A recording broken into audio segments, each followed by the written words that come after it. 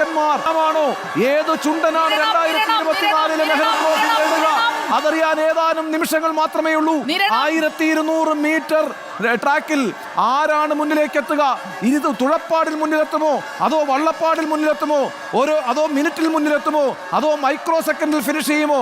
ഇതൊരു വിയപുരം ആദ്യ തുഴയേറിൽ വിയപുരത്തിന് ഒരു ലീഡുണ്ട്. വിയപുരം അത് മറികടക്കുമോ കാരിച്ചാൽ?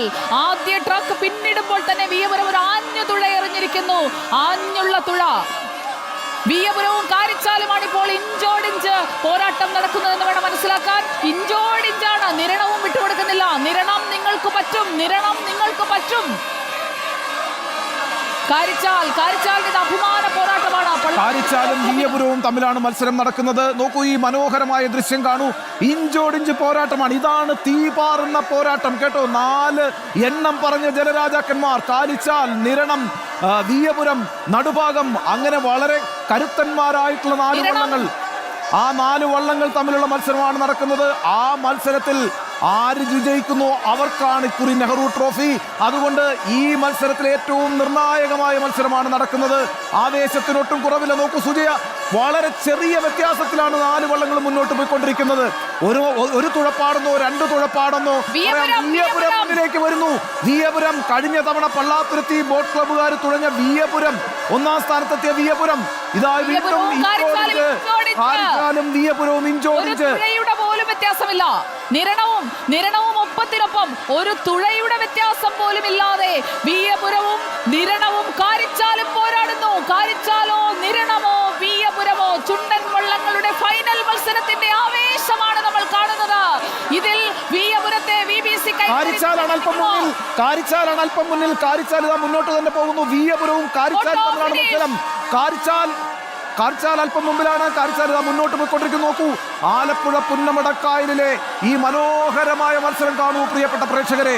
ലോകമെമ്പാടുമുള്ള മലയാളികൾ ഇരുന്ന് കാണുന്ന, ആവേശത്തോടെ കാണുന്ന ഈ ജലോത്സവത്തിനെതിരെക്കൊണ്ട് ഏതാണ്ട് പോരാട്ടം നടക്കുന്നു. കാരിച്ചാലാണ്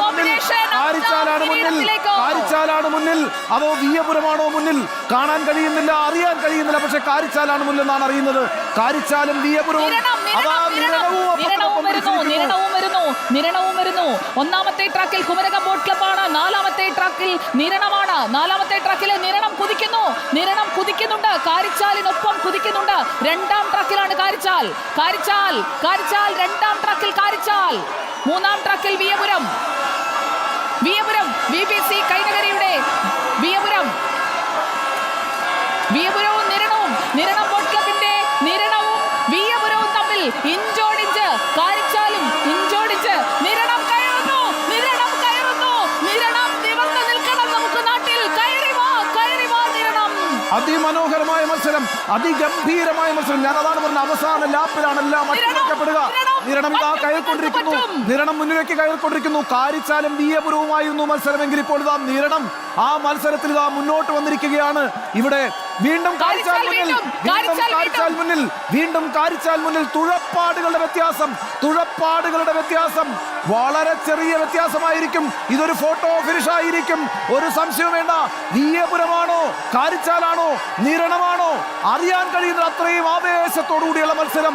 നിരണമാണോ മുന്നിൽ, കാരിച്ചാലാണോ മുന്നിൽ, വിയപുരമാണോ മുന്നിൽ?